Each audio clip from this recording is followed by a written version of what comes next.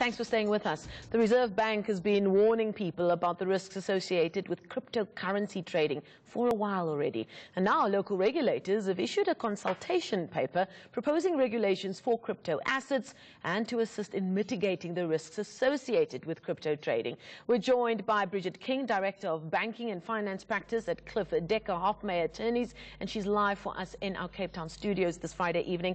Bridget, thank you so much for joining us. Now, like I said to you off air, people hear cryptocurrency and they either run for the hills or they really want to tell you everything they know about it. But this question around whether or not we need stronger laws is something that's been a long time coming. How have South Africa's lawmakers been dealing with cryptocurrencies like Bitcoin up until now, though? In the past, it's really been an unregulated space. So we've seen a few press releases and media statements over the years, no concrete proposals until just recently. So investors in cryptocurrencies like Bitcoin and other crypto assets, they had to comply with their offshore investment allowances under exchange control and the usual tax consequences, but there were no formal sector-specific laws for crypto. Now, just last month, the Reserve Bank published that consultation paper we were speaking about on how they might seek to impose laws on crypto trading. What did we learn from that consultation paper? So they've kind of adopted, you could say in a sense it's a light touch approach. There's not going to be an outright banning of the use of cryptocurrencies. They're looking more to register the crypto asset service providers, so the guys who are providing the platforms and the vending machines, get those registered. And then they're looking for a monitoring regime where they can have some sort of regulatory oversight into the size of the market, the volume of trades, how much trading is between Rand and crypto, crypto and Rand, how many South Africans are using it, how many merchants are accepting it. So it's going to be more of a monitoring system that they're proposing than a prohibitive regime. So where does the protection of our consumers come into this? If they are looking at bringing in some kind of regulations or monitoring, as you call it, does the average investor buying Bitcoin through a platform have any recourse if perhaps they were faced with an unscrupulous scam of some kind, or they don't know exactly what they're signing up for? That's exactly right. I think that the consumer issues is what's really put pressure on the regulators to come up with some concrete proposals. We've seen so many scams in South Africa and abroad, investors placing their money with what looks like a legitimate platform, but turns out to be, a con artist who absconds with your investments.